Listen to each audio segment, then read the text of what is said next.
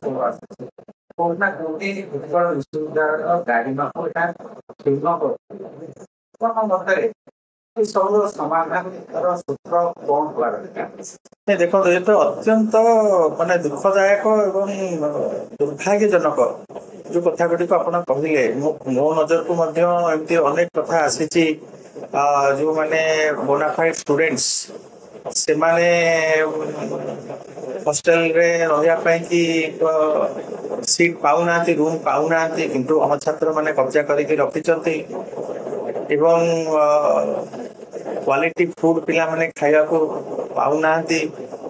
ବର୍ତ୍ତମାନ ଛାତ୍ରୀମାନେ ସେ ରାସ୍ତାରେ ଚାଲିକି ଯିବାକୁ ଅସୁରକ୍ଷିତ ମନେ କରୁଛନ୍ତି। ଅଣଛାତ୍ର ଏବଂ ନିଶାଡୀ ମାନଙ୍କର ସିଏ ଗୋଟେ ଆଡାସ୍ଥଳୀରେ ପରିଣତ ହେଇଛି। ମୋର କହିବା କଥା ହେଲା ଘରୋଇ ଶିକ୍ଷାନୁଷ୍ଠାନ ମାନଙ୍କରେ ହଉ, ଆମର ଆପଣ ଜେଏନ୍ୟୁ ଯାଆନ୍ତୁ କି ଆଉ ବଡ ବଡ ବିଶ୍ୱବିଦ୍ୟାଳୟ ଯୋଉଠି ଅଛି, ସେଠି ସବୁଠୁ ପ୍ରଥମ କାର୍ଯ୍ୟ ଯୋଉଟା କର୍ତ୍ତୃପକ୍ଷ ମାନେ କରନ୍ତି ଏବଂ ସରକାରଙ୍କର ଦାୟିତ୍ୱ ହଉଛି ସିକ୍ୟୁରିଟିଟାକୁ ଟାଇଟେନ୍ କରିବା, ସୁରକ୍ଷା ବ୍ୟବସ୍ଥାକୁ କଡାକଡି କରିବା। ବର୍ତ୍ତମାନ ଲୋକସଭା ଭବନ ଭିତରକୁ ବିନା ଆଇ କାର୍ଡରେ ଆମେମାନେ କେହି ପ୍ରବେଶ କରିପାରିବା ନାହିଁ।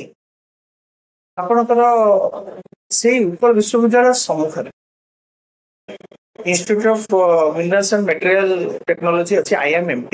ଆପଣ ଯାଆନ୍ତୁ ସେଠି, you can't enter the campus.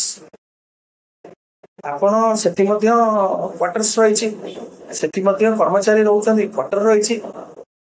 ଏଇଟା ଗୋଟେ ଏତେ ବଡ ଗୋଟେ ମାନେ କଠିନ କାମ ନୁହଁ ଯେ ଗୋଟେ ସେଇଭଳିଆ ସିକ୍ୟୁରିଟିଟାକୁ ଟାଇଟେନ୍ କରାଯାଇ ପାରିବ ନାହିଁ। ଉତ୍କଳ ବିଶ୍ୱବିଦ୍ୟାଳୟକୁ ଆମେ ମାନୁଛୁ ବହୁତ ଓଡ଼ିଶା ସାରାର ଲୋକଙ୍କର କାମ ପଡୁଛି। ଲୋକ ଆସିବେ, ଯୋଉମାନେ ଜେନ୍ୟୁଇନ୍ ଲୋକ ସେମାନେ ଆସିବେ, ତାଙ୍କର ଆଇଡେଣ୍ଟି କାର୍ଡ ହଉ, ଆଧାର କାର୍ଡ ହଉ, କି ଆପଣଙ୍କର ଭୋଟର ଆଇଡି ହଉ, କିମ୍ବା କୌଣସି ଗୋଟେ ପରିଚୟ ପତ୍ର ଥୋଇକିନା ଯିବେ। କାର୍ଯ୍ୟ ସାରିଲେ ଆସିଲେ ଏଠି ନେଇକି ଚାଲେ, ସେମାନେ ହେଲେ ଜେନ୍ୟୁଇନ୍ ଲୋକ, ସେମାନଙ୍କର କାର୍ଯ୍ୟ। କିନ୍ତୁ ଏଠି ଅଣଛାତ୍ର, ଅସାମାଜିକ ବ୍ୟକ୍ତି, ଦୁର୍ବୃତ୍ତ ଏମାନେ ଆସିକି ନିରୀହ ଛାତ୍ରଛାତ୍ରୀ ମାନଙ୍କ ପ୍ରତି ଯେଉଁଭଳି ଭାବରେ ଦୌରାତ୍ମ୍ୟ ସେଠି ଗୋଟେ ସୃଷ୍ଟି କରୁଛନ୍ତି, ଇଏ ଅତ୍ୟନ୍ତ ଦୁଃଖଦାୟକ। ତାର ସମାଧାନର ସୂତ୍ର ବହୁତ ସହଜ। ସରକାରଙ୍କର ଯଦି ଆନ୍ତରିକତା ରହିବ, ସରକାର କର୍ତ୍ତୃପକ୍ଷଙ୍କର ମିଳିତ ଉଦ୍ୟମରେ ନିଶ୍ଚିତ ଭାବରେ ସମାଧାନ ହେଇପାରିବ। All know the way, all know the way, few actually walk it। ସମସ୍ତେ କେମିତି ସମାଧାନ ହବ ଆପଣ ବି ଜାଣିଛନ୍ତି, ମୁଁ ବି ଜାଣିଛି, କିନ୍ତୁ ବହୁତ କମ ଲୋକ ତାକୁ ସେ ସମାଧାନ କରିବା ପାଇଁ କି ଉଦ୍ୟମ କରନ୍ତି, ଚେଷ୍ଟା କରନ୍ତି। ମାନେ ଦୁର୍ଭାଗ୍ୟର ବିଷୟ ଯେ ଏ ସରକାର ସମ୍ପୂର୍ଣ୍ଣ ଭାବରେ ଉଦାସୀନ, ଏ ସରକାର ସମ୍ପୂର୍ଣ୍ଣ ଭାବରେ ନିରଦ୍ରଷ୍ଟା। ଏତେ ଘଟଣା ଘଟିଗଲା ପରେ ବି ଗୋଟେ ପ୍ରିମିୟର ୟୁନିଭର୍ସିଟି, ଗୋଟେ ରାଜଧାନୀର ଉପରେ ସବୁଠାରୁ ପୁରାତନ ୟୁନିଭର୍ସିଟି, ତାହାର ଅବସ୍ଥା ଏଇଆ ଅଛି, ତାହେଲେ ଆପଣ ଏଇଠୁ ଅନୁମାନ କରିପାରୁଥିବେ ଓଡ଼ିଶାରେ ଆଉ ଯୋଉ ଅନ୍ୟ ବିଶ୍ୱବିଦ୍ୟାଳୟ ଗୁଡେ ରହିଛି, ଯୋଉ ମହାବିଦ୍ୟାଳୟ ରହିଛି, ତାର ଅବସ୍ଥା କଣ ଥିବ। ଆଉ ମୁଁ ଯାଉନି ସେଠି ବର୍ତ୍ତମାନ ସୁଦ୍ଧା ଟିଚର ରିକ୍ରୁଟମେଣ୍ଟ ଠାରୁ ଆରମ୍ଭ କରି ଅନେକ ଜିନିଷ, ସିଏ ତ ସବୁ ଏକାଡେମିକ କ୍ଷେତ୍ରରେ ଯୋଉ ସବୁ ଅସୁବିଧା ହେଇଛି, ସେ ଦୃଷ୍ଟିକୋଣ ବଡ ଅଭିଯୋଗ ଆସେ। ପିଲାମାନେ ଯଦି ଅସନ୍ତୋଷ ବିଭିନ୍ନ ସମୟରେ ସେମାନେ ଅସନ୍ତୋଷ ବ୍ୟକ୍ତ କରିଥାନ୍ତି। ବର୍ତ୍ତମାନ ଉତ୍କଳ ବିଶ୍ୱବିଦ୍ୟାଳୟ ଯାହା ଟ୍ରେଣ୍ଡ ଅଛି, ଯାହା ନୀତି ନିୟମ ଅଛି, ସେଇ ଅନୁସାରେ ଫ୍ୟାକଲ୍ଟି ନାହାନ୍ତି। ଯଦି ଫ୍ୟାକଲ୍ଟି ନ ରହିବେ ବିଶ୍ୱବିଦ୍ୟାଳୟ ଉନ୍ନତି କେମିତି ହେବ? ଗୋଟେ ଛାତ୍ର ପାଇଁ ସବୁଠୁ ବଡ ଜିନିଷ ହଉଛି ଶିକ୍ଷା, ଏବଂ ଏ ଯୋଉ ଫ୍ୟାକଲ୍ଟି ଉତ୍କଳ ବିଶ୍ୱବିଦ୍ୟାଳୟ ପୂରଣ ହେଇପାରୁନି, କାହା ମାନେ କଣ ପାଇଁ ହେଇପାରୁନାହିଁ?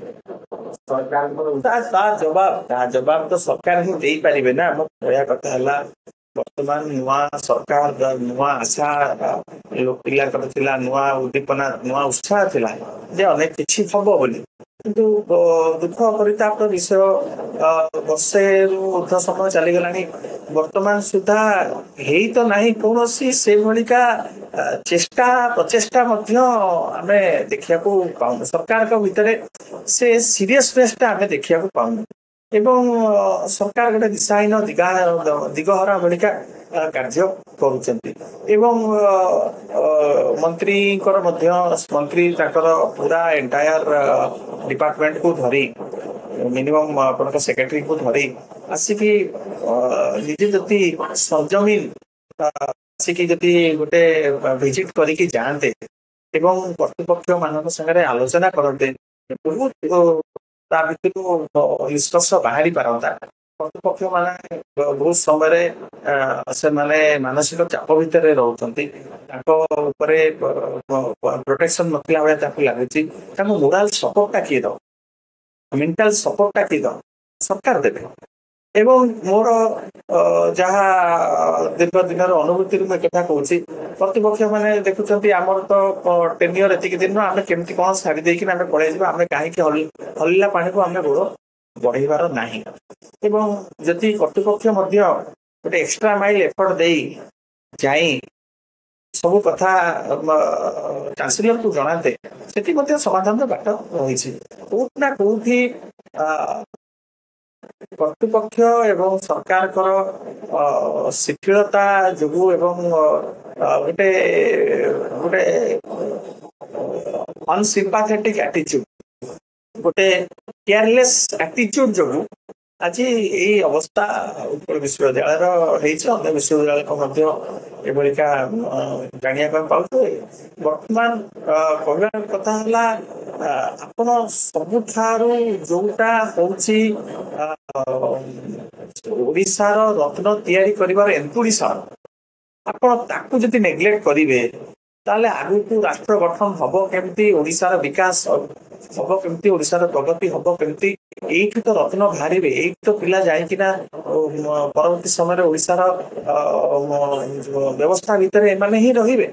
ଏମାନେ ଯଦି ଏଜୁକେସନ ପ୍ରପର ପାଇବେନି, ଏମାନେ ଯଦି ପ୍ରପର ଫୁଡ ପାଇବେନି, ଏମାନେ ଯଦି ପ୍ରପର ଏନଭାୟରମେଣ୍ଟ ପାଇବେନି, ତାହେଲେ ନିଶ୍ଚିତ ଭାବରେ ଆଗକୁ ଆମର ଓଡ଼ିଶାର ଭବିଷ୍ୟତ ମଧ୍ୟ ନିଶ୍ଚିତ ଭାବରେ ଆଫେକ୍ଟ ହେବ। ଚଳିତ ବର୍ଷ ସରକାର ନିଷ୍ପତ୍ତି ନେଇଛନ୍ତି ନିର୍ବାଚନ ହେବ। ଛାତ୍ର ସଂସଦ ନିର୍ବାଚନ ପୂର୍ବରୁ ଉତ୍କଳ ବିଶ୍ୱବିଦ୍ୟାଳୟରେ ଡ୍ରଗ୍ସ ଜବତ ହେବା ଏବଂ ବିଭିନ୍ନ ପ୍ରକାର ଅସାମାଜିକ ପ୍ରବେଶ ହବା ଏବଂ ବିଭିନ୍ନ ସମୟରେ ଛାତ୍ର ହିଂସାକାଣ୍ଡ ମାନ ଦେଖିବାକୁ ମିଳୁଛି। ତାକୁ ଏ ଦିଗରେ କଣ ପଦକ୍ଷେପ ନିଆଯିବା ଦରକାର, ଯାହାଦ୍ୱାରା ବିଶ୍ୱବିଦ୍ୟାଳୟର ଗୋଟେ ସଠିକ ବାତାବରଣ ଫେରିପାରିବ? ଦେଖନ୍ତୁ, ଛାତ୍ର ସଂସଦ ନିର୍ବାଚନକୁ ମୁଁ ସବୁ ସମୟରେ ସ୍ୱାଗତ କରିଛି। ଛାତ୍ର ସଂସଦ ନିର୍ବାଚନ ହବାର ନିଶ୍ଚିତ ଭାବରେ ଆବଶ୍ୟକତା ରହିଛି। ଗୋଟେ